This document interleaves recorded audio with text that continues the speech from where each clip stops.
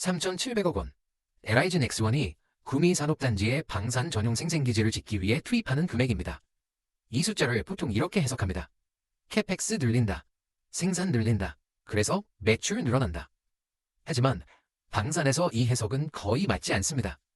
방산은 수요가 생긴다고 물량을 바로 늘릴 수 있는 산업이 아닙니다. 핵심은 생산 능력이 아니라 생산 자격입니다. 대형 방산 수출 계약은 가격부터 보지 않습니다. 먼저 이걸 묻습니다.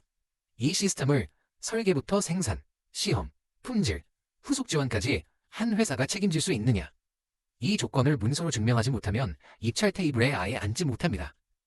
3,700억 캐펙스의 의미는 공장을 하나 더 짓는 게 아닙니다.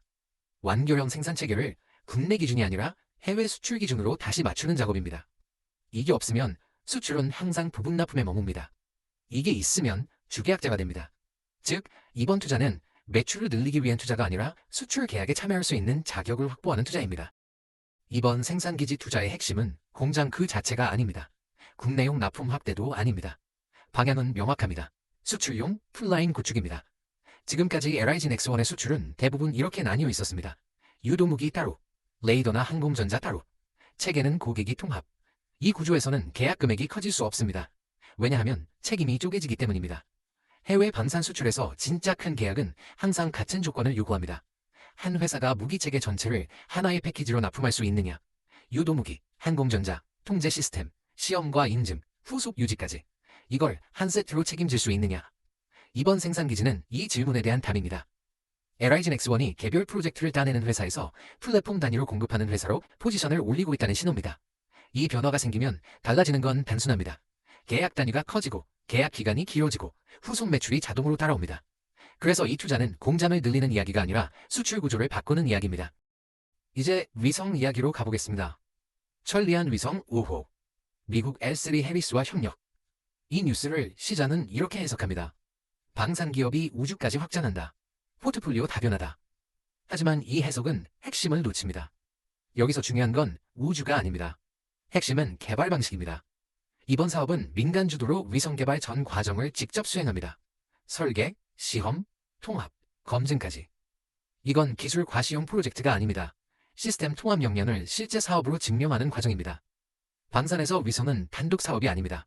항상 정찰, 통신, 지휘 통제 체계와 묶여서 발주됩니다.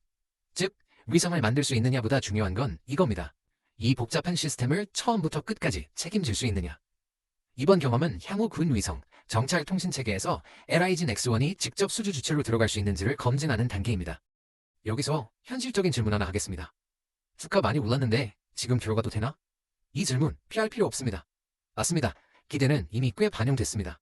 1년 기준으로 주가는 크게 올랐고 밸류에이션도 과거 평균보다 높아졌습니다.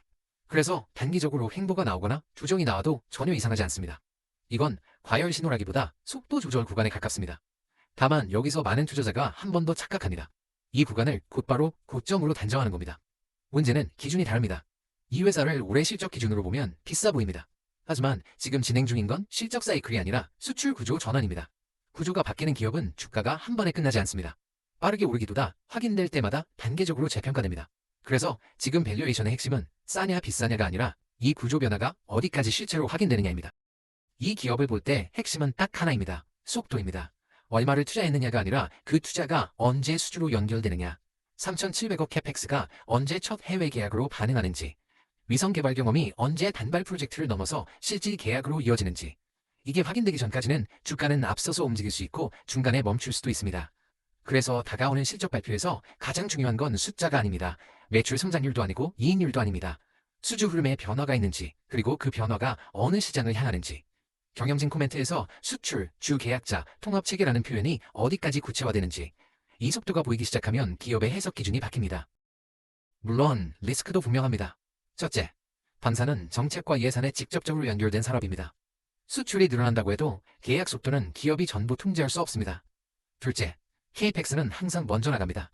3,700억 투자는 이미 집행되기 시작했고 수익은 그 이후에 나타납니다. 이 간격이 길어지면 실적보다 먼저 주가가 지칠 수 있습니다. 셋째, 구조 전환은 시간을 필요로 합니다. 수출 구조가 바뀌는 과정은 한 번에 확인되지 않습니다. 중간에 아무 일도 없는 것처럼 보이는 구간이 반드시 생깁니다. 이 구간을 리스크로 볼지 과정으로 볼지는 투자자의 선택입니다. LIG 넥스원을 단순히 방산 호황주로 보면 지금 진행 중인 구조 변화의 핵심을 놓치게 됩니다. 이 기업은 지금 업황을 설명하고 있는 게 아닙니다. 다음 수주 테이블에 올라가기 위한 준비를 하고 있습니다. 그래서 지금은 결과를 보는 구간이 아니라 구조를 확인하는 구간입니다. 기업은 뉴스보다 구조가 먼저입니다.